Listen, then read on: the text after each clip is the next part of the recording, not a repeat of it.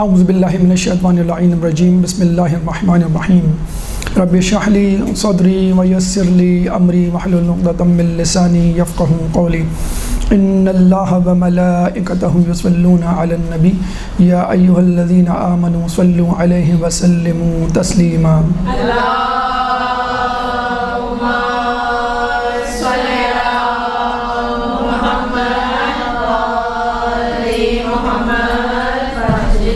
ماہ رجب کے حوالے سے تیسری اہم شخصیت جس کا تذکرہ اس مہینے میں کیا جاتا ہے، امام باقر اور امام نقی علیہ السلام کے بعد امام تقی علیہ السلام، جن کی ولادت 10 رجب کو منائی جاتی ہے۔ 195 ہجری میں ولادت ہوئی اور 220 ہجری میں ان کی شہادت۔ فقط 25 سال کم عمر ترین امام، یعنی سب سے کم زندگی پانے والے، لیکن اس کے باوجود بھی اپنے آپ کو امام ثابت کیا، اس کے باوجود اپنی ذمہ داریوں سے عہدہ برآ ہوئے، اور آپ اپنے والد کے ساتھ جوادین کہلاتے ہیں، جیسے عسکرین کہلاتے ہیں امام نقی علیہ السلام اور امام حسن عسکری سامرہ میں، سامرہ کے محلے عسکر میں جن کی رہائش تھی، اس حوالے سے تو جوادین کہلاتے ہیں امام موسیٰ کاظم علیہ السلام اور امام تقی علیہ السلام۔ تو امام تقی علیہ السلام کا نام تو خیر محمد تھا، لیکن لقب تقی تھا، لقی جواد تھا۔ بر صغیر پاک و ہند میں تقی کے حوالے سے مشہور ہیں اور عراق میں جواد کے نام سے مشہور ہیں۔ تقی ان کو یوں کہا جاتا تھا کہ تقوی اور خوف الہی میں زندگی گزارتے، گناہوں سے بچتے۔ یوں تو ہمارا ہر امام ہی ایسا ہی تھا، لیکن کچھ خوبیاں کچھ اماموں میں زیادہ ظاہر ہوتی ہیں، جیسے زین العابدین علیہ السلام، کیونکہ عبادت گزار تھے بہت زیادہ۔ تو ایک تو تقی اس وجہ سے کہا جاتا ہے کہ وہ تقوی کے حامل تھے، خدا سے ڈرتے تھے، گناہوں سے دور رہتے تھے، اور تو جو شخص خدا سے ڈرے، گناہوں سے دور ہو، تو اللہ تعالیٰ اس کو پھر دنیا کے شر سے بھی محفوظ رکھتا ہے، عافیت میں رکھتا ہے، جیسے کہ ہم نے تذکرہ کیا امام نقی علیہ السلام کی سیرت کے حوالے سے کہ انسان کو عافیت جب ملتی ہے تو اس کو فراغت ملتی ہے، وہ زیادہ سے زیادہ وقت عبادت الہی میں گزار سکتا ہے، اطاعت الہی میں گزار سکتا ہے۔ بالکل اسی طرح امام تقی علیہ السلام تقوی کے حامل تھے، اللہ سے ڈرتے تھے، گناہوں سے بچتے تھے، اس لیے اللہ تعالیٰ ان کو دنیا کے شر، اور اس وقت جو امام کے سامنے شر عظیم تھا وہ تھا شر مامون بادشاہ، مامون عباسی کے بادشاہ کے شر سے محفوظ رہے۔ اور ایک دفعہ مامون کے بارے میں ملتا ہے کہ وہ آپ کے گھر گیا اور آپ کو قتل کیا، تلوار سے ٹکڑے ٹکڑے کیے، لیکن پھر بھی دوسرے دن باعجاز خدا بندی وہ بچ گئے، تو اس لیے بھی آپ تقی جو ہے وہ مشہور ہوئے۔ تو یہ تو آپ کی جسے کہتے ہیں کہ وضاحت تھی آپ کے لقب کی۔ اس کے بعد تشبیہ، ان کو تشبیہ دی جاتی ہے موسیٰ علیہ السلام اور عیسیٰ علیہ السلام سے۔ 8ویں امام رضا علیہ السلام سے جب کسی نے پوچھا کہ آپ کے بعد امام کون ہوگا، کیونکہ ان کی عمر 47 سال 47 ایئرز ہو چکی تھی اور کوئی ان کا بیٹا نہیں تھا، تو امام نے کہا کہ عنقریب اللہ تعالیٰ مجھے ایک بیٹا دے گا کہ جو میرا امام ہوگا اور میری تمام میراث کا مالک ہوگا۔ تو لوگوں نے دیکھا کہ عنقریب اللہ تعالیٰ نے ان کو بیٹا دیا۔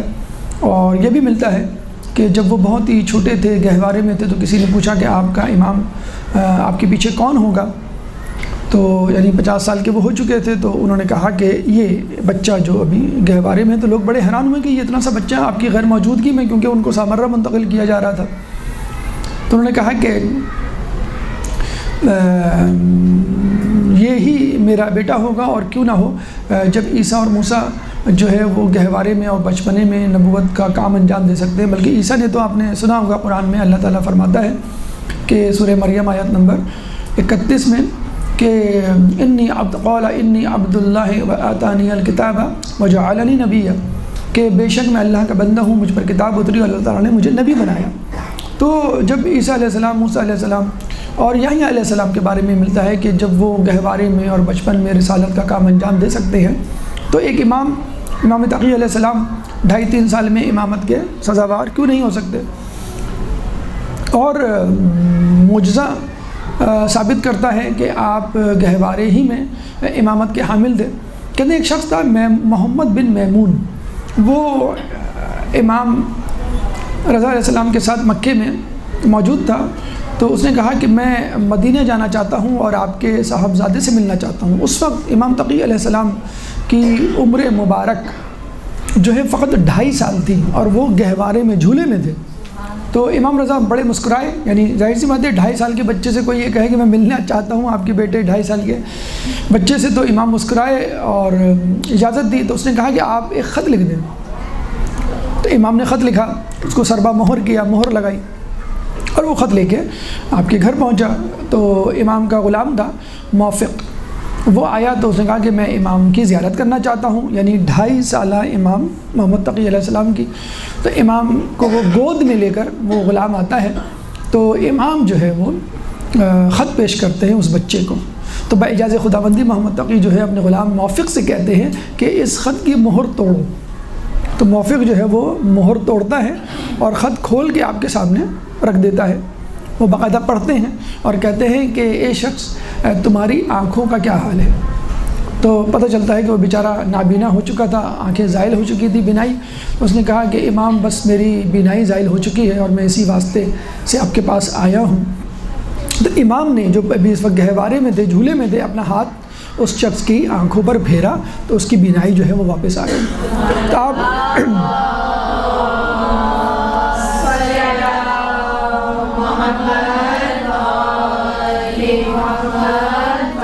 آپ اندازہ لگا لیجئے کہ فقط 2.5 سال کا بچہ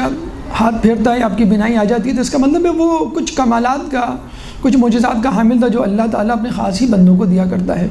اور یہیں سے ہمیں جو ہے وہ عیسیٰ علیہ السلام کی شباہت سمجھ میں آتی ہے کہ عیسیٰ علیہ السلام جب اپنا ہاتھ پھیرا کرتے تھے تو نابینا افراد بینا ہوا کرتے تھے، یہ ان کا معجزہ تھا۔ اور امام رضا نے بالکل صحیح کہا کہ یہ مثل عیسیٰ و موسیٰ ہے، جس طرح موسیٰ علیہ السلام کے لیے دریا شق ہوا، اس کے لیے بھی دریا شق ہوگا۔ جس طرح عیسیٰ کی مادر مطہر تھی، اس طرح ان کی بھی مادر طاہر و مطہر ہوں گے۔ تو اس کے علاوہ جو ہمیں تصدیق ہوتی ہے کہ آپ سلسلہ امامت ہی سے تعلق رکھتے ہیں، وہ امام حسین علیہ السلام کے معجزے کی، کہ جب فطرس اس وقت امام حسین سے اپنا پر واپس لیتا ہے کہ جب وہ جھولے میں تھے، اور فقط ان سے نہیں، فقط ان کے نہ صرف ان کے بدن نہیں بلکہ فقط ان کے جھولے کی لکڑی سے مس کرتا ہے اپنے جسم کو، تو اس کے پر آ جاتے ہیں۔ یعنی کہنے کا مقصد یہ ہے کہ اگر امام موجود نہ بھی ہوں تو ان کی ذریعے سے اپنے جسم کو مس کریں آپ، تو انشاءاللہ اللہ تعالیٰ آپ کو وہ معجزات دے دے گا، وہ کمالات دے دے گا، وہ ضروریات پوری کر دے گا جن کے لیے آپ امام کے پاس تشریف لائے ہیں۔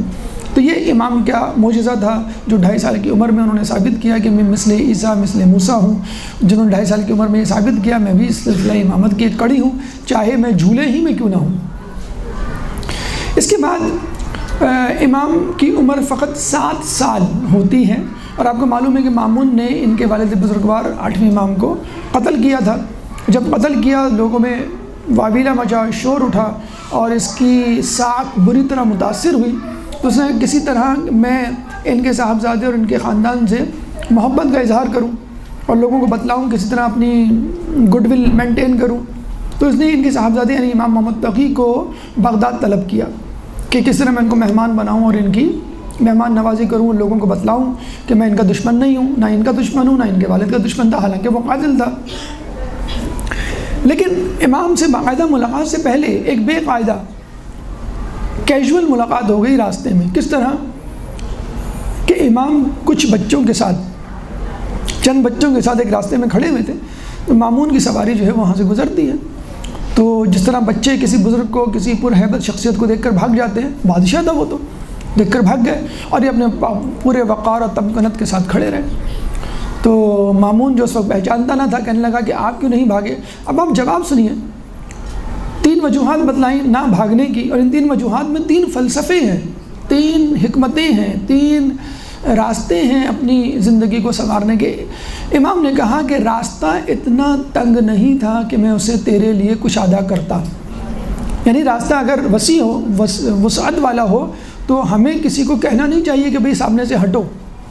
اگر آپ یہ کہہ رہے ہیں تو اس کا مطلب ہے آپ اپنے آپ کو دوسرے سے بڑا سمجھ رہے ہیں اور اس پہ ظلم کر رہے ہیں۔ وہ ہمارے ایک سابق حکمران تھے، وہ چائنا کے دورے پہ گئے تو واپس آگے کہنے لگے کہ وہاں عام لوگوں کا اتنا خیال ہے کہ میں حیران رہ گیا کہ میں چائنا کے پریزیڈنٹ کے ساتھ گاڑی میں سفر کر رہا تھا اور آگے ایک سائیکل والا سائیکل چلا رہا تھا، نہ ہمارے ڈرائیور نے ہارن دیا نہ اس کو اوورٹیک کیا، اس گاڑی کے پیچھے پیچھے چلتا رہا جب تک وہ سائیکل والا ایک طرف مڑ نہیں گیا۔ تو اتنی عزت، اتنی تکریم، اتنی جسے کہتے ہیں کہ اتنا احترام ایک عوام الناس کا۔ تو یہ بات تو ہمارے امام نے پہلے بتلا دی کہ اگر جگہ کشادہ ہو، راستہ وسیع ہو، تو کسی کو ہارن دینے کی، کسی کو راستہ روکنے کی یا اپنا روب و دبدبہ دکھانے کی ضرورت نہیں۔ مولا علی جب گھر سے نکلتے تھے تو ان کے ساتھ بہت سارے لوگ ساتھ ہو جایا کرتے تھے، تو مولا باقاعدہ ناراض ہوا کرتے تھے کہ تم میرے دائیں بائیں نہ چلا کرو، میں کوئی عام خلیفہ نہ ہوں، اللہ کا بندہ ہوں۔ امام نے پہلی وجہ بتائی کہ راستہ اتنا تنگ نہیں تھا کہ میں تیرے لیے کشادہ کرتا۔ نمبر 2، میں کوئی مجرم نہیں تھا جو فرار اختیار کرتا۔ دیکھیں ایک مجرم کی خصوصیت ہوتی ہے کہ جب وہ جرم کرتا ہے، بچے بھی آپ نے دیکھا ہوگا جب کوئی غلطی کرتے ہیں ماں باپ سے ڈرتے ہیں، چھپ جاتے ہیں، کہیں چلے جاتے ہیں، خاموش ہو جاتے ہیں۔ مجرم بھی کوئی جرم کرتا ہے تو وہ غائب ہو جاتا ہے حکومت کی نظروں سے، حاکم وقت سے یا اہلکاروں سے، کیونکہ اس نے جرم کیا ہوا ہوتا ہے۔ تو وہ یہ انسانی ہے جو خدا کا مجرم ہوتا ہے لیکن پھر بھی کہیں نہیں بھاگتا، بڑے مزے سے جو ہے وہ گھوم رہا پھر رہا ہوتا۔ تو امام نے کہا میں نے کوئی جرم نہیں کیا کہ میں فرار اختیار کرتا۔ نمبر 3، میں یہ گمان نہیں کرتا کہ تو بلا وجہ سزا دے گا، یعنی وہ شخص آپ کے والد بزرگوار کا قاتل تھا لیکن پھر بھی امام اس سے مستقبل میں اچھا گمان رکھ رہے ہیں۔ دیکھیں امام بتلانا چاہ رہے ہیں کہ تمہارے سامنے کتنا ہی گناہ گار خطا کار کیوں نہ آ جائے، اس سے آگے کے لیے اچھی امید رکھو، ورنہ وہ اللہ کے حضور کہہ سکتا ہے کہ جب خدا تمام تر گناہوں کے باوجود کسی کو معاف کر سکتا ہے واپس پلٹنے پر، تو آپ نے کیوں نہیں معاف کیا اس شخص کو؟ تو امام کہنا چاہ رہے تھے کہ تو قاتل صحیح لیکن ہم آئندہ کے لیے تو اس سے اچھی امید رکھتے ہیں۔ جب مامون رشید نے یہ سوالات کہ یہ جوابات وجوہات سنی راستہ نہ چھوڑنے کی تو وہ حیران رہ گیا، کہنے لگا بیٹا آپ کا نام کیا ہے، آپ کے والد کون ہیں؟ تو کہا کہ میں محمد تقی ابن علی رضا ہوں۔ تو وہ بہت جسے کہتے ہیں اس کو شوق لگا کہ تو وہی صاحبزادے ہیں جن کو میں نے بلایا تھا بغداد اور یہ راستے میں مجھے مل گئے اور ان کے والد ہی کو میں نے قتل کیا تھا۔ تو وہ لوگوں کو بتانے کے لیے صاحبزادے بھی امپریشن ڈالنے کے لیے میں آپ کے والد کا قاتل نہیں ہوں، بڑا درود و صلوات بھیجنے لگا کہ آپ کے والد جو ہے بڑی عزت و تکریم اور احترام کے قابل تھے۔ اور پھر جو ہے وہ اپنے راستے کو چل پڑا، غالباً اس لیے کہ میں رکوں گا تو میرا بھانڈا نہ پھوٹ جائے۔ جب یہ اتنی تفصیل سے کسی بات کا جواب دے سکتا ہے تو وہ مجھ تک بھی پہنچ سکتا ہے، میری اصلیت کو آشکار کر سکتا ہے۔ آگے چلا تو کہتے ہیں کہ اس کو ایک تیتر نظر آیا، اس نے اپنا عقاب چھوڑا، تو عقاب تیتر کو تو نہیں لایا بلکہ اپنی چونچ میں ایک زندہ مچھلی جو قریب المرگ تھی، ابھی مری نہیں تھی، مامون نے فوراً اس کو اپنی مٹھی میں لیا اور واپس آ گیا۔ اچھا بادشاہ لوگ جو سواری لیتے ہیں شکار کے لیے تو وہ عموماً 2-4 دن، ہفتے 2 ہفتے کی ہوتی ہے، لیکن غالباً یہی لگتا ہے کہ مامون بیچارہ پریشان تھا، مضطرب تھا کہ وہ صاحبزادے آ گئے ہیں جن کو میں نے اپنے محل کے لیے دعوت دی ہے اور مجھے جو ہے فوراً ان کا استقبال کرنا ہے، ان کو محل میں بلانا ہے اور ان کو عزت و احترام دینا ہے تاکہ میں لوگوں کو بتا سکوں کہ میں بہت اچھے تعلقات رکھتا ہوں، بہت اچھے خیالات رکھتا ہوں اہل بیت کے خاندان کے حوالے سے۔ چنانچہ اس کا غالباً دل نہیں لگا شکار میں، بس وہ ایک ہی شکار پہ، ادھورے شکار پہ اکتفا کر کے واپس ہوتا ہے اور پھر ڈھونڈتا ہے اسی راہ کو اور اسی بچے کو جن سے وہ مل چکا تھا، جس سے تو بچے کے سامنے آ کے کہتا ہے کہ بتاؤ میری مٹھی میں کیا ہے۔ اب امام کا جواب سنیے، امام کہہ سکتے تھے کہ مچھلی ہے، امام نے کہا کہ اللہ نے بہت سے دریا پیدا کیے، اس دریا میں مچھلیاں پیدا کی اور پھر یہ مچھلیاں بادلوں کی صورت میں فضا میں معلق ہوئیں اور پھر بادشاہوں نے اپنے عقاب چھوڑے اور عقاب جو ہے مچھلی کو اپنی چونچ میں دبا کر بادشاہ کے پاس لائے۔ بادشاہ نے اس مچھلی کو اپنی ہتھیلی میں مٹھی میں بند کر کے ہم اہل بیت رسالت کے افراد سے امتحان لینا چاہا۔ یعنی اچھا علماء عالم یہاں پہ بحث کرتے ہیں، امام بتا سکتے تھے کہ بھئی اس میں مچھلی ہے، دیٹس اٹ انف، بھئی آپ زیادہ ٹائم نہ لیں، تو اگر امام بتا دیتے جواب تو صحیح ہو جاتا، وسعت علم کا کیسے اندازہ ہوتا کہ یہ عالم شخص ہے اور اس کا علم علم وہبی ہے۔ کہتے ہیں کہ مقدس اردبیلی نے ایک دفعہ خواب میں موسیٰ علیہ السلام خود رسول اللہ کی زیارت کی، تو موسیٰ علیہ السلام نے کہا یہ کون ہے؟ تو رسول اللہ نے کہا یہ مقدس اردبیلی ہے۔ تو اچھا، موسیٰ علیہ السلام نے کہا کہ میں نے تو سنا ہے کہ آپ کے جو ہے علماء، آپ کی امت کے علماء مثل انبیاء بنی اسرائیل ہیں، کہ تم خود بات کر لو۔ تو موسیٰ علیہ السلام نے کہا کہ آپ کا نام کیا ہے؟ تو مقدس اردبیل نے کہا کہ میرا نام محمد بن فلاں بن فلاں مقدس اردبیلی، میں اردبیل کا رہنے والا ہوں، میرا کام یہ ہے، میں عالم ہوں، اور یہ فلاں فلاں بہت تفصیلی تعارف اپنی مشغولیات کے ساتھ کروایا۔ تو موسیٰ علیہ السلام نے کہا آپ فقط مقدس اردبیلی کہہ دیتے یا احمد کہہ دیتے، میں پہچان جاتا، اتنا طویل خطاب کرنے کی کیا ضرورت تھی، اتنا طویل جواب دینے کی کیا ضرورت تھی؟ تو آپ نے مقدس اردبیلی نے کہا موسیٰ آپ جب کوہ طور پہ گئے تھے اور اللہ تعالیٰ نے پوچھا تھا یہ موسیٰ تمہارے سیدھے ہاتھ میں کیا ہے، تو آپ بھی کہہ دیتے کہ عصا ہے، لکڑی ہے۔ آپ نے کیا کہا تھا؟ آپ نے کہا تھا یہ عصا ہے جس پہ میں تکیہ کر کے سوتا ہوں، جس کو درخت پہ مارتا ہوں تو جھاڑی سے پتے جھاڑتا ہوں اور اپنے مویشیوں کو کھلاتا ہوں اور بہت سارے کام میں اس سے کرتا ہوں۔ تو موسیٰ علیہ السلام زیر لب مسکرائے اور رسول کی طرف دیکھ کر کہا آپ نے بالکل صحیح کہا کہ آپ کی امت کے علماء بنی اسرائیل کے پیغمبروں کی طرح ہے، یعنی جس طرح میں نے تفصیلی جواب دیا انہوں نے بھی تفصیلی جواب دیا۔ تو تفصیلی جواب وسعت علم کو ظاہر کرتا ہے۔ جب مامون نے دیکھا کہ واقعی یہ امام رضا کے بیٹے ہیں اور واقعی اسی امامت کے حامل ہیں، اسی جسے کہتے ہیں آداب کے اور انہی فضائل کے جو ان کے والد بزرگوار رکھا کرتے تھے، تو وہ بہت خوش ہوا، گلے لگایا اور کہا کہ آپ کو میں اپنے گھر لے جانا چاہتا ہوں۔ وہ گھر لے کے گئے اور وہاں جاتے ہی یہ اعلان کر دیا کہ میں اپنی بیٹی کی شادی اس بچے سے کرنا چاہتا ہوں۔ اب لوگ پریشان ہو گئے، ان کو شادی میں غالباً اعتراض نہیں تھا، ان کو اعتراض اس پہ تھا کہ شادی کرنے کی صورت میں خلافت شفٹ ہو سکتی ہے اولاد علی میں۔ چنانچہ سب مامون پہ ٹوٹ پڑے کہ بھئی آپ یہ کیا کر رہے ہیں، خلافت کی لباس خلافت آپ پر بالکل موضوع ہے اور آپ کی اولاد پر، آپ اولاد علی میں اس کو منتقل کرنا چاہتے ہیں جن سے ہماری عداوات ہیں، بغض و عناد ہے۔ تو مامون نے عجیب جواب دیا، کہنے لگا کہ بغض و عناد اس لیے کہ ہم نے خلافت علی کو غصب کیا ہمارے بڑوں نے، اور اسی وجہ سے ہمارے درمیان دشمنی ہوئی، تو اس میں کوئی قباحت نہیں، یہ زیادہ سزاوار ہے میرے بعد خلیفہ بننے کے۔ تو لوگوں نے کہا کم از کم آپ اتنا تو کیجئے کہ یہ بچہ جوان ہو جائے، بڑا ہو جائے، تھوڑا سا علم حاصل کر لے، تھوڑا سا ہوشیار دانا چالاک ہو جائے، زیرکی آ جائے اس میں، اور پھر اس کو بنا لیے گا داماد، پھر خلافت دے دیے گا، تاکہ وہ چاہ رہے تھے کہ بعد مؤخر ہو جائے، نکاح یا شادی مؤخر ہو جائے اور یہ ان سے اس لڑکے سے ہماری جان چھوڑ جائے۔ تو مامون نے کہا کہ بھائی اگر تم اس بات پہ مصر ہو کہ یہ بچہ اس قابل نہیں اور دانائی میں اور زیرکی میں اور علم میں تمہارا مقابلہ نہیں کر سکتا، تو ٹھیک ہے تم اس کا امتحان لے لو۔ اب یحییٰ بن اقسم کو بلایا گیا جو سب سے بڑا ان کا عالم دین تھا، ابھی آمنے سامنے بیٹھے تو انہوں نے کہا کہ بھائی یہ جو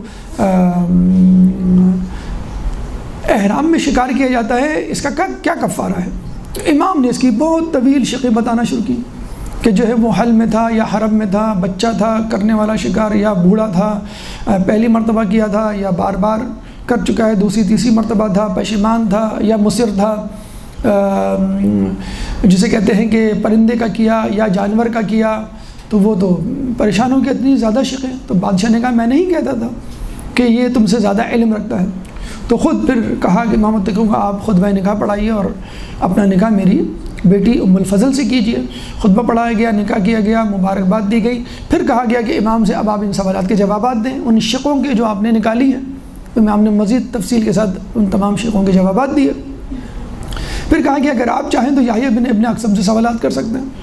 تو انہوں نے پھر سوال کیا، اس میں بھی کئی شقیں تھیں، وہ کون سی عورت ہے جس کو کسی نے دیکھا تو اس پہ حرام تھی، پھر بعد میں حلال ہو گئی، پھر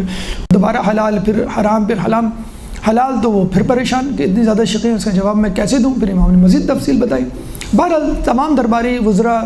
اور خواص جو ہے وہ خاموش ہو گئے اور مامون کو اس کی اس حرکت سے باز رکھنے میں کامیاب نہ ہو سکے۔ تو یہ آپ دیکھ لیجئے کہ امام جو ہیں گہوارے میں ہیں اور بینائی واپس لا رہے ہیں، امام 7 سال کے بچے ہیں اور اتنا تفصیلی جواب دے رہے ہیں اور اس قسم کا مناظرہ کر رہے ہیں اس زمانے کے بڑے بڑے علماء سے کہ لوگ جو ہیں وہ پریشان ہیں کہ ہم کس طرح اس کا جواب دیں۔ صرف علمیت ہی نہیں، اپنے معجزات سے لوگوں کو مشکلات کو حل کیا کرتے تھے۔ کہتے ہیں کہ ایک شخص تھا علی بن خالد، وہ سامرہ کے زندان سے گزرا تو پتہ چلا کہ وہاں پہ ایک شخص آیا ہوا ہے جو مدعی نبوت ہے، یعنی دعوی نبوت کر رہا ہے، اس لیے اس کو بادشاہ کے وزیر یعنی معتصم کے وزیر محمد بن عبد الملک زیات نے قید کر دیا ہے۔ اب اس شخص کو شوق ہوا کہ میں ایسے شخص سے ملوں جس نے دعوی نبوت کیا ہے، چنانچہ وہ زندان میں گیا۔ زندان کے جو داروغہ تھے ان سے ذرا دوستی وغیرہ کی اور کہا کہ میں اس سے ملنا چاہتا ہوں، ملنے دیا گیا۔ جب تفصیل پوچھی تو معاملہ کچھ اور تھا۔ کیا تھا معاملہ؟ کہ اس شخص نے کہا کہ میں شامی ہوں، شام کا رہنے والا ہوں، اور اس جگہ جہاں پہ سر امام حسین رکھا گیا تھا، راس الحسین، وہاں پہ میں عبادت کیا کرتا تھا۔ اچھا، آپ کو معلوم ہے کہ جو مقدس مقامات ہوتے ہیں، چاہے وہ قبر مبارک کی صورت میں ہوں یا کسی بھی واقعے کے حوالے سے، ایک اپنی کرامات رکھتے ہیں۔ کہ میں پابندی سے روزانہ عبادت کیا کرتا تھا، شب و روز مصروف رہا کرتا تھا کہ ایک دفعہ رات میں ایک بزرگ آئے، انہوں نے کہا کھڑے ہو جاؤ، میں کھڑا ہو گیا۔ انہوں نے کہا میرے ساتھ چلو، میں ساتھ چلنے لگا۔ ابھی ہم 2 قدم ہی چلے تھے، ایک مسجد آ کے ان بزرگ نے مجھ سے پوچھا یہ کون سی مسجد ہے؟ میں نے کہا یہ مسجد کوفہ ہے۔ پھر انہوں نے نماز پڑھی، میں نے بھی نماز پڑھی۔ پھر مجھے لے کے چلے، 2 قدم ہی چلے تھے کہ ایک اور مسجد آ گئی۔ انہوں نے پوچھا یہ کون سی مسجد ہے؟ میں نے کہا یہ مسجد نبوی ہے۔ انہوں نے نماز پڑھی، میں نے بھی نماز پڑھی۔ پھر کھڑے ہوئے، 2 قدم ہی چلے کہ بیت اللہ مکہ مکرمہ آ گیا، طواف کیا، نماز پڑھی، میں نے بھی طواف کیا، نماز پڑھی۔ اور اس کے بعد وہ مجھے لے کر دوبارہ چشم زدن میں شام میں اسی مقام پر واپس آ گئے جہاں میں عبادت کیا کرتا تھا۔ پھر ایک دم سے غائب ہو گئے، مجھے کچھ پوچھنے کا موقع ہی نہیں ملا۔ دوسرے سال اسی دن اسی گھڑی دوبارہ وہ بزرگ آئے اور مجھ سے کہا کھڑے ہو جاؤ، میں کھڑا ہو گیا۔ پھر وہی تمام رودات کہ مسجد کوفہ، پھر مدینے، پھر مکہ، پھر دوبارہ شام چشم زدن میں۔ میں نے یہ واقعہ اپنے ایک دوست کو سنایا، اس دوست نے یہ واقعہ معتصم کے وزیر محمد بن عبد الملک زیات کو سنایا۔ جب اس کے کان میں یہ خبر پڑی تو وہ سمجھ گیا کہ یہ کوئی خاص آدمی ہے، امام محمد تقی کا۔ تو بلایا گیا اور بلا کے مجھے کسی طرح زندان میں ڈال دیا گیا اور لوگوں میں مشہور کر دیا گیا کہ بھئی یہ تو دعوی نبوت کر رہا ہے، حالانکہ ایسا کچھ نہیں۔ تو علی بن خالد کہتا ہے کہ میں نے اس شخص سے کہا کہ اگر تم کہو تو میں خط میں یہ تمام تر تفصیل لکھتا ہوں اور سفارش کرتا ہوں کہ تمہیں آزاد کر دیا جائے۔ تو اس شخص نے کہا ٹھیک ہے لکھ دو، شاید مجھے وہ آزاد کر دے، اس کے دل میں رحم آ جائے۔ تو علی بن خالد نے خط لکھا عبد الملک بن زیاد جو کہ وزیر تھا معتصم کا۔ جب خط اس تک پہنچا تو اس نے اس کا جواب لکھا۔ جواب کیا لکھا؟ اسی خط کے پیچھے کیا جواب لکھا کہ جو دعوی نبوت کر رہا ہے اس کو کہو کہ جس شخص نے چشم زدن میں تم کو مدینہ، مکہ اور کوفے کی سیر کروائی وہی تم کو آ کے چھڑا کے لے جائے۔ اوہو! اب جب اس نے یہ لکھا تو وہ بیچارہ بہت پریشان ہوا کہ میں نے تو اس لیے لکھا تھا کہ شاید یہ دل میں رحم آ جاؤ، یہ زندان سے رہا کر دے۔ جب بات بھی اس نے بڑی چیلنجنگ گفتگو اور انداز میں کی تھی، اب یہ وہ خط لے کے جاتا ہے اسی شخص کے پاس زندان میں کہ اس کو بتلائے کہ بھئی یہ ہوا ہے لیکن تم ہمت رکھو، تسلی میں دوں گا، تشفی دوں گا، انشاءاللہ اللہ تعالیٰ اس کے ساتھ خیر کرے گا۔ تو کہتے ہیں کہ جب وہ شخص گیا وہاں پر دوسرے دن تو پتہ چلا کہ ایک عجیب بھگدڑ مچی ہوئی ہے۔ بادشاہ کے سپاہی زندان کے داروغہ کبھی ادھر گھوم رہے ہیں، کبھی ادھر دائیں بائیں، پورے زندان میں ایک ہلچل مچی ہوئی ہے۔ تو اسے پوچھا کیا معاملہ ہے؟ تو لوگوں نے بتایا جو دعوی نبوت کرنے والا شخص تھا وہ فرار ہو گیا۔ تو فوراً علی بن خالد کے ذہن میں آیا کہ اس کو ضرور بالضرور اس کے امام محمد تقی نکال کر لے گئے۔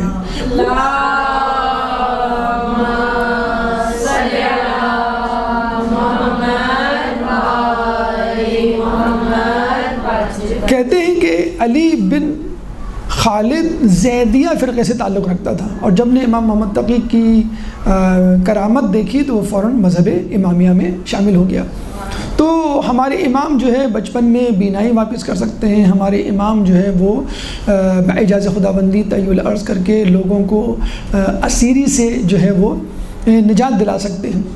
اس کے بعد امام کے بہت سارے واقعات ہیں۔ مثلا ایک واقعہ ہمیں ملتا ہے حرز جواد کے حوالے سے۔ ایک دفعہ اچھا آپ یہ دیکھیے اس واقعے میں جو بھی آنے والا ہے کہ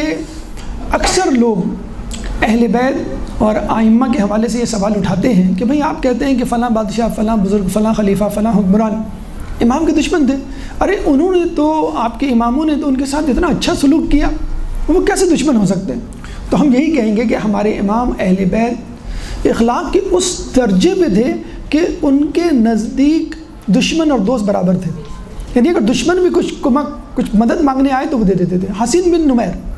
شہزاد علی اکبر کا قاتل، مروان بن حکم خود امام حسین کو قتل کا اشارہ دینے والا سب سے پہلا شخص، یہ دونوں افراد واقع ہرہ میں امام حسین کے پاس آتے ہیں، امام زین العابدین علیہ السلام کے پاس آتے ہیں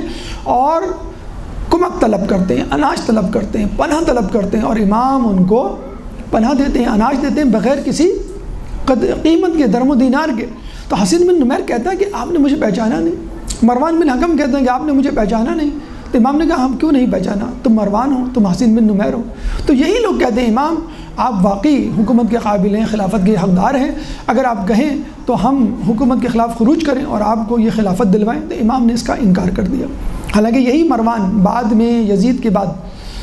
حاکم بنتا ہے، پھر اس کے بیٹے حاکم بنتے ہیں، لیکن کسی نے بھی امام کو منصب تو بہت دور کی بات ظلم سے چھڑوانے کے لیے بھی کوئی کوشش نہیں کی، بلکہ الٹا ظلم ہی کیا۔ تو اب آپ دیکھیے امام کے والد کا قاتل مامون، امام کو پریشان کرنے والا مامون، اقدام قتل کرنے والا مامون، لیکن اس کا رویہ کیا ہے امام کا؟ کہتے ہیں کہ مامون کی بیٹی، جیسے ابھی آپ نے سنا ام الفضل، اس کا رشتہ کر دیا تھا، تو ام الفضل خود یہ واقعہ سناتی ہیں، اور یہ روایت ہے حکیمہ خاتون جو امام محمد تقی علیہ السلام کی صاحبزادی تھی۔ تو حکیمہ خاتون کہتی ہیں کہ میں ایک دفعہ ام الفضل کے ساتھ بیٹھی ہوئی تھی، اور ام الفضل امام کی فضیلت اور امام کی کرامات کے واقعہ سنا رہی تھی، تو کہنے لگی کہ ایک دفعہ ایک لڑکی میرے گھر آئی اور کہنے لگی کہ میں عمار یاسر کے خاندان سے ہوں، یعنی سمانہ مغربیہ، جو صوم الدہر تھی، پورے سال روزے رکھا کرتی تھی، اور اللہ تعالیٰ تقوی کو دیکھتا ہے، حسب نسب کو نہیں دیکھتا۔ جب بھی ایک مغرب کی خاتون کو امام کی زوجہ بنایا، اور پھر امام کی والدہ بھی بنایا، امام نقی علیہ السلام کی۔ تو ام الفضل ویسے ہی پریشان تھی کہ میں اپنے بابا کے، والد کے، مامون کے محل کو، عشرت و عیش کو چھوڑ کے مدینے میں ایک چھوٹے سے گھر میں آ گئی، اور پھر جو ہے جب اس نے دیکھا کہ میری سوکن، یعنی میری جو ہے وہ مد مقابل موجود، وہ آئی میرے سامنے اور کہا کہ میں اپنے آپ کے شوہر کی زوجہ ہوں، ہمارے یاسر کے خاندان سے ہوں۔ تو ام الفضل کہتی مجھے غصہ تو بہت آیا، لیکن اپنے غصے کو کنٹرول کیا، میں نے اس کو تحفے تحائف دیے، رخصت کیا، فوراً ہی اپنے باپ کے پاس چل پڑی، اپنے باپ مامون کو آ کے ویسے تو شکوے شکایت کرتی ہی رہی تھی کہ یہاں پہ یہ چیز نہیں ہے، یہاں پہ جیسے ایک شہر میں رہنے والے شخص کو دیہات میں بھیج دیا جائے، تو وہ وہی صورتحال تھی۔ وہ بڑا خوبصورت کسی نے جملہ کہا ہے کہ امام کے لیے مامون کے دربار میں عیش و عشرت تو تھی، لیکن شریعت نہ تھی، تو امام جو ہے وہ عشرت کدے کو چھوڑ کے شریعت کدے میں آ گئے۔ تو اب یہ ام الفضل گئی اور مامون سے اپنی جو ہے وہ پوری رداد بیان کی۔ جب مامون نے تو ایک جسے کہتے ہیں پولیٹیکل ویٹ لاک جو ہے ارینج کیا تھا کہ کس طرح شادی کر کے میں ان کے گڈ بک میں آ جاؤں اور لوگوں کو بتا سکوں کہ we are on the same page. تو جب یہ گئی تو اتفاق سے مامون جو ہے وہ نشے کی حالت میں تھا، اور نشے کی حالت میں آپ کو معلوم ہے جو اندر کا بغض اور کینہ، حسد اور سچ ہوتا ہے وہ تشتزبام ہو جاتا ہے، زبان پر آ جاتا ہے۔ تو اس نے کہا اچھا تمہیں یہ شخص پریشان کر رہا ہے، اور اس نے دوسری شادی بھی کر لی ہے، اور تم کو وہ سہولیات بھی نہیں دے رہا، تو ٹھیک ہے آج ہی میں اس کا کام تمام کر دیتا ہوں۔ اپنے غلام یاسر کو لیتا ہے، تلوار لیتا ہے، گھوڑے پہ سوار ہوتا ہے، اور امام کے گھر کی طرف روانہ ہو جاتا ہے۔ اندر جاتا ہے، اچھا پیچھے ام الفضل بھی وہ پریشان کہ یہ کیا کرنے جا رہے ہیں، میں نے شکایت کی تھی، اس کا مطلب یہ تو نہیں کہ اتنا بڑا اقدام کرے۔ اب وہ روک بھی نہیں پا رہی، غلام کے ساتھ اندر داخل ہوتا ہے، امام کو دیکھتا ہے، امام پر ٹوٹ پڑتا ہے، حملہ کرتا ہے، اور اپنی تلوار سے امام کے خدا نخواستہ ٹکڑے ٹکڑے کر دیتا ہے۔ اب پھر واپس آتا ہے، اب یہ چیختی چلاتی رہ جاتی ہے، اپنے منہ پہ تماچے مارتی ہے، گھر واپس آتی ہے، رات بھر اس کو نیند نہیں آتی، صبح اٹھتی ہے، چاشت کے وقت، دن کے وقت اپنے باپ سے کہتی ہے کہ آپ نے کیا کام کر دیا، میں نے تو فقط شکایت کی تھی، آپ نے اتنا بڑا اقدام کر دیا۔ اب مامون جو ہے وہ ہوش میں جب آتا ہے، نشہ جب دور ہوتا ہے، تو کہتا ہے اچھا میں نے کیا کیا؟ کہنے لگا آپ نے امام کو قتل کر دیا، ٹکڑے ٹکڑے کر دیا، اور اس غلام کے ساتھ آپ گئے تھے۔ غلام کو بلاتا ہے، کہ میں نے ایسا کیا؟ تو غلام کہتا ہے مجھے یہ تو یاد ہے کہ سواری پہ بیٹھے تھے، مجھے یہ بھی یاد ہے، تلوار آپ کے ساتھ تھی، مجھے یہ بھی یاد ہے، ہم دونوں ان کے گھر میں داخل ہوئے، اس کے بعد مجھے یاد نہیں۔ یعنی وہ بھی اپنی گلو خلاصی کرنا چاہ رہا تھا، اگر میں نے کہہ دیا کہ ہاں آپ نے قتل کیا تو مامون کہے گا اچھا تم اس کے گواہ ہو، تو میں تمہیں پہلے قتل کر دوں، جو گواہ ہوگا وہی نہیں رہے گا تو قتل ثابت نہیں ہوگا۔ تو اس نے کہا کہ میری بیٹی کیا کہہ رہی ہے کہ میں نے ایسا ایسا کیا ہے، جاؤ ابھی فوراً امام کے گھر جا کے خبر لو کہ ایسا ہوا تو نہیں ہے۔ اب یہ یاسر جاتا ہے امام کے گھر، تو پتہ چلا ہے امام بڑے جسے کہتے ہیں کہ راحت میں بیٹھے ہوئے اور نماز کے لیے وضو اور مسواک کر رہے ہیں۔ وہ بڑا حیران ہوتا ہے، امام کو دیکھ کے کہتا ہے مزید تصدیق چاہتا ہے۔ امام کہتا ہے کہ آپ اپنا پیراہن مجھ کو دے دیں، یعنی لباس، میں چاہتا ہوں اس کو پہن کے نماز پڑھوں، تبرک کے طور پہ میں اس کو اپنے ساتھ رکھنا چاہتا ہوں۔ امام اپنا پیراہن اتار کے دیتے ہیں تو دیکھتا ہے آپ کا بدن ہاتھی کے دانت کی طرح سفید چمک رہا ہوتا ہے، اور اس پہ زخم اور جسے کہتے ہیں کہ کسی بھی چوٹ کی کوئی نشان نہیں۔ اب یہ واپس آتا ہے، مامون کو کہتا ہے کہ بھائی بہت بڑی خوشخبری آپ کے لیے، ان کے جسم پہ تو کسی زخم کا نشان نہیں ہے، کوئی چوٹ نہیں ہے، اور یہ ان کا پیرہن آپ کے لیے لایا ہوں۔ تو وہ بڑا خوش ہوتا ہے کہ بھائی چلو، بہت بڑی مصیبت تھی جو میرے ہاتھ سے چھٹ گئی، میرے گلے سے اتر گئی۔ تو ایسا کرو، جاؤ امام کو دوبارہ امام کے گھر جاؤ اور ان کو ہو کہ میں آپ سے بات کرنا چاہتا ہوں اور آپ کی دعوت ہے۔ اب یہ جاتا ہے تو امام سے گفت و شنید کرتا ہے اور امام کو کہتا ہے کہ خدا را آپ وہ تمام باتوں کا تذکرہ مت کیجیے گا جو آپ کے ساتھ ہوئی، یعنی اب اس کو بھی پتہ تھا، اور اس وقت جو ہے میرا بادشاہ جو ہے مامون جو ہے وہ مستی میں تھا، مست تھا، اب اس سے توبہ کر لی ہے، قسم کھا لی ہے کہ میں کوئی نشے والی چیز نہیں پیوں گا، تو آپ جا کے اس طرح پیش آئیے گا جیسے آپ کے ساتھ کچھ ہوا ہی نہیں۔ تو امام نے کہا ہوا تو ہے، یعنی جو کچھ معاملہ میرے درمیان ہوا ہے، لیکن مجھے اللہ نے بچا لیا ہے، اور ایک ایسی چیز ہے میرے پاس جو مانے ہوئی میرے اور ارادہ مامون کے، یعنی جو وہ قتل کرنا چاہتا میں قتل نہیں ہوا۔ اب مامون نے اس کو 10,000 دینار اور ایک گھوڑا دے کر رخصت کیا۔ امام واپس آئے، یہ امام سے بغلگیر ہوا، تمام لوگ رخصت ہوئے، اور امام سے کہا کہ میں معذرت چاہتا ہوں اگر میری ذات سے کوئی عمل سے، قول و فعل سے آپ کو کوئی نقصان پہنچا ہو، تکلیف ہوئی ہو۔ تو امام نے کہا کہ تم فکر نہ کرو، تم نے اقدام قتل کرنا چاہا، لیکن ہمارے اور تمہارے دل میں ایک چیز آ گئی معنی، جس کی وجہ سے میں بچ گیا، اور میں چاہتا ہوں کہ تم رات میں نہ نکلا کرو، اور کبھی تمہیں نکلنا پڑے تو تم اپنے ساتھ وہ چیز لے لو جس چیز نے مجھے بچایا ہے۔ امام نے کہا وہ کیا چیز ہے؟ تو امام نے کہا کہ تم اپنے غلام کو بھیج دینا، وہ تعویذ میں تمہیں لکھ کے دے دوں گا۔ امام کے پاس ان کا غلام جاتا ہے، مامون کا یاسر۔ امام جو ہے وہ اپنے ہاتھ سے وہ تعویذ لکھتے ہیں اور کہتے ہیں کہ مامون کو کہنا کسی چاندی کی نلکی میں اس کو بند کر لے اور اپنے دائیں بازو پہ باندھے، 4 رکعت نماز پڑھے، وضو کرے، 4 رکعت نماز پڑھے اور کچھ دعائیں، اذکار اور سورہ بتائے، یہ پڑھے، اور پھر اس کو کہے کہ تم جہاں جانا چاہو، جن لوگوں میں بڑے سے بڑے طاقتور دشمن کے درمیان کوئی تمہیں تکلیف اور نقصان نہیں پہنچائے گا، حتیٰ کہ تم روم اور ترکوں پہ بھی حملہ کرو گے تم بحفظ حفاظت آ جاؤ گے۔ تو کہتے ہیں کہ ہر مامون نے اس پر عمل کیا اور ترکوں اور روم کے لوگوں پر بھی فتح پائی۔ تو دیکھیں یہاں سے ہمیں ملتا ہے کہ امام بادشاہ کی زندگی کو بچا رہے ہیں تاکہ اسلام بچ جائے۔ جیسے خلیفہ دوئم نے بھی ایک دفعہ مولا علی سے آ کے فلسطین کے لیے کہا کہ میں وہاں جانا چاہتا ہوں، تو امام نے کہا کہ ٹھیک ہے، امام علی کے ان سے اختلافات تھے خلافت کے حوالے سے، تو کہا ٹھیک ہے کہ آپ جا سکتے ہیں، جنگ کرنی ہے تو آپ کریں، لیکن آپ خود نہ جائیں، کیونکہ خلیفہ وقت اگر کسی جگہ جائے گا اور اس کو تکلیف پہنچتی ہے تو پورے عالم اسلام کو۔ تو ہمارے امام اسلام کی بقا چاہتے تھے فقط، اب اس میں خلیفہ کی بقا شامل ہو تو ٹھیک ہے، اگر خلیفہ کی بقا شامل نہ ہو تو بھی ٹھیک، اگر امام کی جان اسلام کی بقا کے لیے ضروری ہو جائے تو امام اپنی جان بھی جسے کہتے ہیں کہ پیش کر دیا کرتے تھے۔ تو یہ ہمارے ائمہ کا رویہ تھا، بچپن سے لے کے جوانی، جوانی سے لے کے شہادت تک اپنے چاہنے والوں کو اور اپنے غیر، حتیٰ کہ اپنے دشمنوں کو بھی جسے کہتے ہیں کہ امداد پہنچانے سے دریغ نہیں کیا کرتے تھے۔ آخر میں ایک اور واقعہ جو امام کی شہادت پر جا کر متنج ہوتا ہے، ایک درود پڑھ دیں محمد والے۔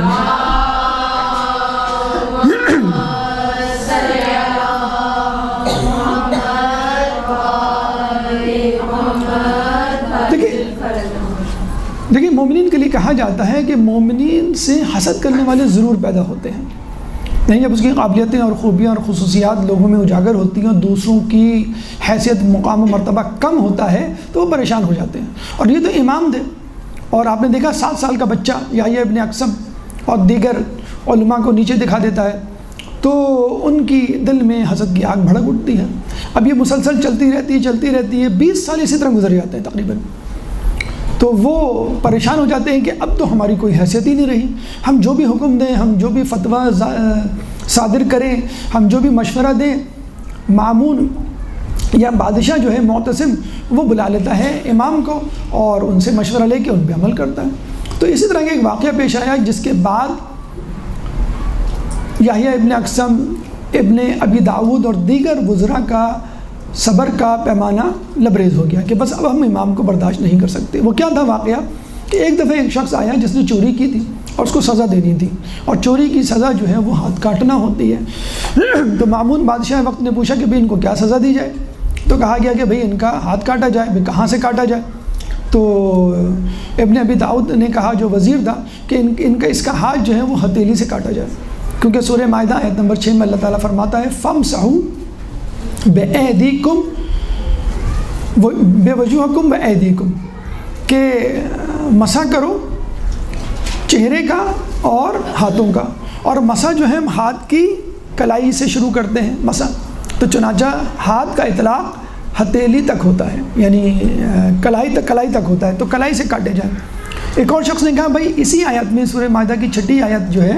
اسی آیت کے شروع میں اللہ تعالیٰ نے وضو کا حکم دیا ہے اور اس میں فرماتا ہے فَاغْسِلُوا وُجُوهَكُمْ وَأَيْدِيَكُمْ إِلَى الْمَرَافِقِ، کہ تم اپنے چہرے کو دھو اور اپنے ہاتھوں کو دھو إِلَى الْمَرَافِقِ، یعنی کوہنی تک۔ چنانچہ اس کا ہاتھ کوہنی تک کاٹا جائے کیونکہ ہاتھ کا اطلاق کوہنی تک ہوتا ہے۔ اب اس پہ جنگ مباحثہ مجادلہ شروع ہو گیا، مناظرہ کہ بھئی ہتھیلی سے کاٹیں کہ کوہنی سے۔ امام کو بلایا گیا تو امام نے کہا کہ نہ تو اس کا ہاتھ کوہنی سے کاٹا جائے نہ ہتھیلی سے، بلکہ اس کا ہاتھ انگلیوں کی جڑ سے کاٹا جائے، یعنی 4 انگلیوں کو کاٹا جائے۔ تو امام مامون نے کہا امام تقی سے کہ بھئی آپ اس کی دلیل دیں۔ تو امام نے کہا کہ اللہ تعالیٰ جیسے کہ سورہ جن آیت نمبر 72 میں فرماتا ہے، آیت نمبر 18 غالباً میں فرماتا ہے کہ ان المساجد وان المساجد للہ، کہ مساجد اللہ کے لیے ہیں، فلا تدعوا مع اللہ احدا، چنانچہ اللہ کے بغیر اللہ کے علاوہ کسی کو نہ پکارو۔ اچھا اس کا ظاہری ترجمہ تو یہی ہے، مساجد اللہ کے لیے ہیں اور اللہ کے سوا کسی کو نہ پکارو، لیکن جو دوسرے معنی نکلتے ہیں وہ یہ کہ مساجد یعنی سجدہ کرنے کی جگہیں، سجدہ کرنے کے اعضاء جو 7 ہیں، پیشانی، 2 ہتھیلیاں، 2 گھٹنے اور 2 پاؤں کے انگوٹھے، تو اعضاء سجدہ اللہ کے لیے فلا تدعو مع اللہ احدا، کہ ان میں سے کسی ایک کے بغیر بھی اللہ کو نہ پکارو، یعنی سجدہ نہ کرو۔ چنانچہ 7 کے 7 اعضاء ہوں گے تو سجدہ ہوگا، اگر ایک اعضاء ختم ہو جاتا ہے تو سجدہ ختم ہو جائے گا۔ چنانچہ یہ 7 اعضاء اللہ کے لیے، ان میں سے کسی کو آپ ہاتھ نہیں لگا سکتے، اگر آپ کو سزا دینی ہے تو انگلیوں سے سزا دیں۔ اب ان کے لیے بھی قرآن سے دلیل دی اور امام نے بھی قرآن سے دلیل پیش کی، اور یہ زیادہ وزنی دلیل تھی، تو خلیفہ وقت نے امام کی دلیل کو قبول کر لیا، لیکن حاسدین جو ہے اپنی بے عزتی کو برداشت نہیں کر پائے۔ پھر یہی ابن ابی داؤد جو ہے معتصم کے پاس جاتا ہے اور کہتا ہے کہ آپ نے ہماری حیثیت اور مقام و مرتبہ کو بالکل ختم کر دیا ہے، اور اب تو یہ وقت آ گیا ہے کہ لوگ یہ کہہ رہے ہیں کہ امام تو وزیر تو بہت دور کی بات، پہلے تو کہا کرتے تھے کہ امام کو وزیر ہونا چاہیے، اب کہتے ہیں کہ امام کو تو خلیفہ وقت ہونا چاہیے، تو ہماری حیثیت تو ختم ہو گئی ہے، اب عنقریب آپ کی حیثیت بھی ختم ہونے والی ہے، اور وہ وقت دور نہیں کہ جب لوگ آپ کے خلاف بغاوت کر دیں۔ جب خلیفہ نے یہ سنا کہ بات مجھ تک پہنچ سکتی ہے تو اس نے فوراً آپ کے قتل کا حکم جاری کیا، دعوت بلوائی گئی اور کھانے میں زہر ملایا گیا۔ تو یہ امام نقی علیہ السلام کی سیرت کے اعتبار سے کچھ واقعات آپ کے سامنے پیش خدمت ہے۔ اللہ تعالیٰ سے دعا ہے کہ ہمیں امام کی سیرت پر چلنے کی توفیق عطا فرما، اللہ تعالیٰ سے دعا ہے کہ اہل بیت کی تعلیمات پر عمل کرنے کی توفیق عطا فرما، قیامت میں ان کی شفاعت سے بہرہ مند فرما، جو پریشان ہیں ان کی پریشانی کو دور فرما، جو بے روزگار ہیں ان کو رزق حلال عطا فرما، جو زندان میں ہیں ان کو رہائی عطا فرما، جو گمشدہ ہیں ان کو ان کے پیاروں سے ملا۔ مسلمان دنیا میں جہاں جہاں ظلم و ستم کا رجانہ بنے ہوئے ہیں، خصوصاً یمن، فلسطین، کشمیر اور شام کے مسلمانوں سے ظلم و ستم کو دور فرما، امام کے ظہور میں تعجیل فرما، ہمیں ان کے انصار و اعوان میں شامل فرما۔ ربنا تقبل منا انک انت السمیع العلیم وتب علینا انک انت التواب الرحیم برحمتک یا ارحم الراحمین۔